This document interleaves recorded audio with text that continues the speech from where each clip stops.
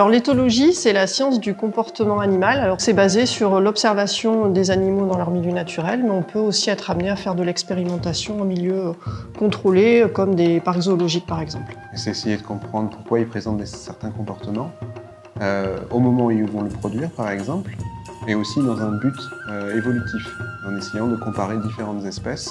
Et un des sujets phares, c'est d'étudier l'intelligence des animaux comparée à l'intelligence des humains par exemple.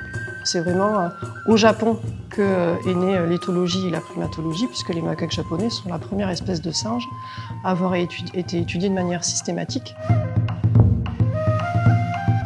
Alors moi j'ai commencé ma thèse sur les décisions collectives, les prises de décision, en fait un peu la politique des macaques. Après ma thèse, je suis parti au Japon, justement étudier les mêmes processus de décision chez le macaque japonais.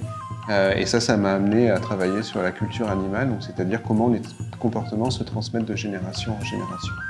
Les macaques japonais, ils sont vraiment surprenants parce qu'en fonction des groupes, on va avoir des comportements qui sont bien particuliers, qu'on va retrouver que chez ce groupe-là. Ça peut être typiquement le fait de se baigner dans les sources d'eau chaude.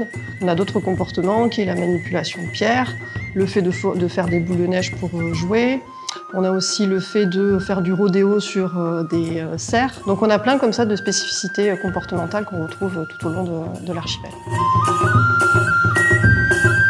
Cette question d'anthropomorphisme, c'est une question vraiment principale en ce moment chez les primatologues et les éthologues. C'est pas un anthropomorphisme naïf, c'est un anthropomorphisme scientifique. C'est-à-dire qu'on va essayer d'appliquer différentes hypothèses, donc celle de l'anthropomorphisme, savoir s'il se comporte exactement comme un humain, et on va essayer de voir l'hypothèse qui est la plus proche en faisant des observations ou des expériences comportementales. Certains des comportements culturels qu'on retrouve chez les macaques japonais sont, on pourrait dire, d'origine anthropique, puisqu'en fait c'est en voulant imiter l'être humain qu'ils ont commencé à innover, à avoir de nouveaux comportements. C'est typiquement le bain dans les sources d'eau chaude à Jikokudani. Quand on réfléchit aux humains, on pense toujours qu'on a tout inventé à partir de rien, mais en fait ça aussi c'est une fausse vérité. En tant qu'humain, on a beaucoup copié ce qu'il y avait dans la nature, on a beaucoup observé et on s'est beaucoup inspiré. On s'est aperçu que le macaque japonais, notamment au Japon, hormis dans la sphère de primatologie, était très peu connu. En fait, il y avait très peu de médiation scientifique autour du macaque japonais.